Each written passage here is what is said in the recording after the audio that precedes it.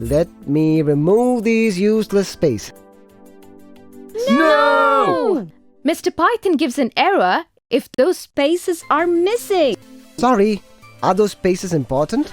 Most important. We call them indentation.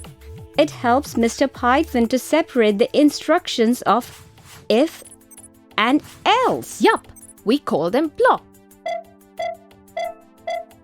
Aha! Got it. It helps Mr. Python to avoid confusion. Now let's solve the case. Oh, I need to write the program for the conditions. Here, the code.